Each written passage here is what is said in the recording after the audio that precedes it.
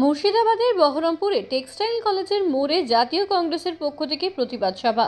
রাজ্যের অপরিকল্পিতভাবে এসআইআর প্রয়োগ ও রাজ্যের দুর্নীতির বিরুদ্ধে এই প্রতিবাদ সভা।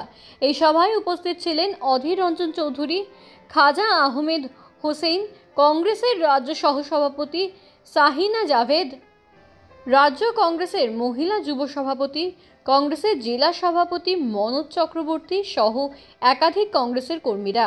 মুর্শিদাবাদের বিভিন্ন প্রান্ত থেকে কংগ্রেস সমর্থকদের উপচে পড়া ভিড় চোখে পড়ার মতো ছিল এই সভায়। পক্ষ থেকে মানুষের কাছে ভোট চাওয়ার মঞ্চ নয়, আমরা আজকের এই সভার আহ্বান করেছিলাম পশ্চিমবঙ্গ সেই সঙ্গে ভারতবর্ষের এসআইআর এবং তার পরিণতিতে সাধারণ মানুষের দুঃখ দুর্দশা, তাদের যে যন্ত্রণার শিকার হতে হচ্ছে, সেই বিষয়গুলোকে সামনে রেখে তার প্রতিবাদ করতে আজকে আমরা আহ্বান জানিয়েছিলাম মুর্শিদাবাদ জেলার সাধারণ সবাইকে সমৃদ্ধ করতে এসছে। আমি বোনদেরকে বলছি জায়গা ছেড়ে দিন, বোনদেরকে বলছি জায়গা ছেড়ে দিন।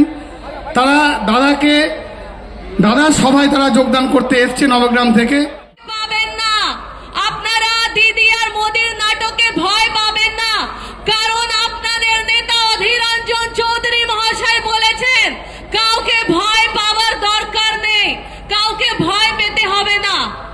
আপনাদের মুর্শিদাবাদের একজন বাজারু নেতা, তার আমি নাম নেব না, বাজারু এই জন্য বলছি, কখনো উনি বিজেপিতে যান, কখনো উনি তৃণমূলে যান, কখনো কংগ্রেসের সাথে থাকেন।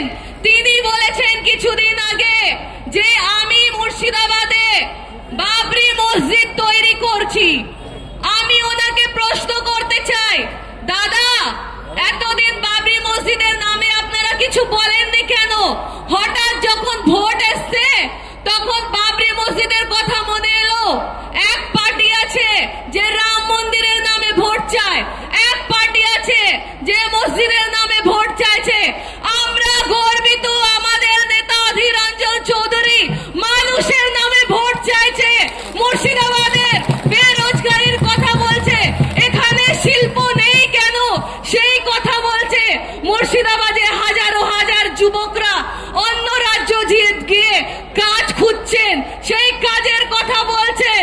মন্দির মসজিদ তো বানিয়ে নেব, আমরা খেতে পারছি না, আমাদের বাড়িতে অন্ন জুটছে না, আমাদের ছেলে মেয়েরা ভালো শিক্ষা পাচ্ছে না। আজকেও মুর্শিদাবাদে যদি কেউ অসুস্থ হয় তাকে কলকাতায় গিয়ে তার ট্রিটমেন্ট করতে হয়। সেই কথা যদি কেউ তুলে বারবার মানুষের জন্য লড়াই করছে, সে একমাত্র আমাদের নেতা অধীর রঞ্জন চৌধুরী।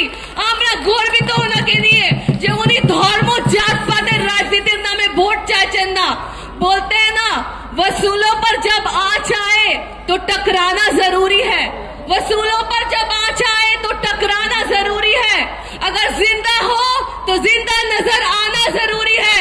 तो অধীর রঞ্জন চৌধুরী কোনোভাবে নিজের উসুলের সাথে কোনো কম্প্রোমাইজ করতে রাজি নন।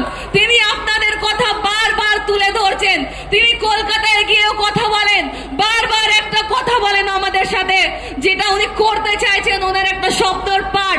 উনি বলেন মুর্শিদাবাদের বহু লোক যারা ট্রিটমেন্টের জন্য তাদেরকে কলকাতায় গিয়ে থাকতে হয়, আত্মীয় স্বজনরা ওই রাস্তার মধ্যে পড়ে থাকে।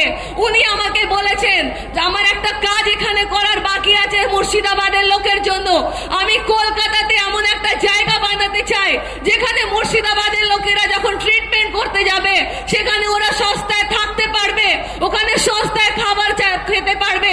সেই কাজ, সেই স্বপ্ন নিয়ে উনি কথা। अभी गनीमत है, अभी गनीमत है, अभी गनीमत है सब्र मेरा, सब्र के माने पैशन, अधीरता का पैशन। अभी गनीमत है सब्र मेरा, अभी लबालब भरा नहीं हूँ, मुझे वो मुर्दा समझ रहा है, उसे ये कह दो कि अभी मरा नहीं हूँ। अभी अधीर चौधरी जिंदा है, टाइगर लौट कर करके आया है। दोस्तों और साथियों, आज अभी जब मैं आ रहा था तो मेरे एक साथी जयंतोदा के अनाउंसिंग छात्र परिषद का एक हमारा তোদের টাকা আছে, তোদের দুর্নীতির পয়সা আছে, আর আমাদের মানুষ আছে, মানুষের আশীর্বাদ আছে, মানুষের দুয়া আছে। আমরা দেখব আগামী দিনে কোন শক্তি জেতে এই মুর্শিদাবাদ জেলায়। এই শপথ আপনাদেরকে সামনে রেখে আমরা নিচ্ছি, আপনাদের ভরসায় নিচ্ছি। তাই একটা কথা বলে আমি আমার বক্তব্য শেষ করতে চাই। সেই কথাটা হলো এই, मंजिल से आगे बढ़कर दूसरा मंजिल की तलाश कर। तुझे अगर दरिया मिल जाए तो समुंदर की तलाश कर। हर शीशा टूट जाते हैं पत्थर की चोट पे, पत्थर ही टूट जाए वो शीशा की तलाश कर।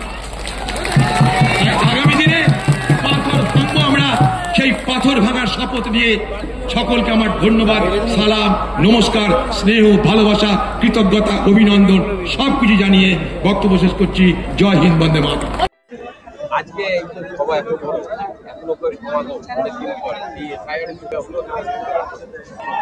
আমরা দেখো ভোট কথা শুনি, মানুষের কথা বলতে এসছি। মানুষ কংগ্রেসকে বিশ্বাস করে, তাই কংগ্রেসের কথা শুনতে এসছি।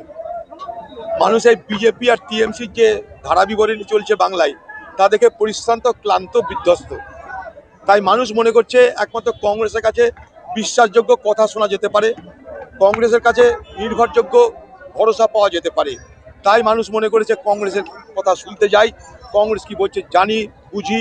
তার জন্য দেখুন, টাকা নাই, পয়সা নাই, কিছু নাই, আমাদের হাজারে হাজারে মানুষের ঢল নেমেছে এই অসময়ে। কেন আরো বলছি, এখন ধান কাটার মরশুম, আজকে নবান্ন, তার মধ্যেও মানুষের ঢল দেখে আমি নিজে অবাক হচ্ছি।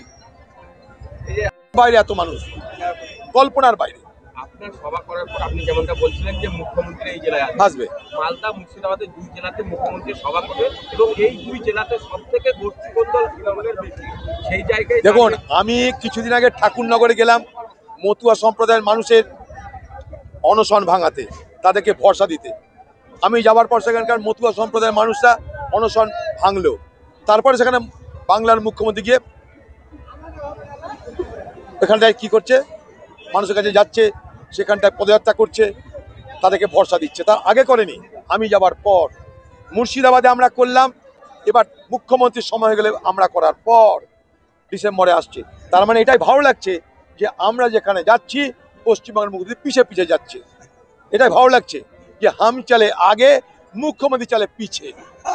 দুই জেলায় বন্দ্যোপাধ্যায়কে অনুসরণ করছে বলতে আমি তা বলছি। দুই জেলায় তো সব থেকে এ ভাই, লাইটটা বন্ধ করো না। দুই জেলায় সব থেকে তো বেশি তাদের গোষ্ঠীকন্দল তৃণমূল। পশ্চিমবঙ্গের গোষ্ঠীদ্বন্দ্বের কোনো নির্দিষ্ট এলাকা নাই।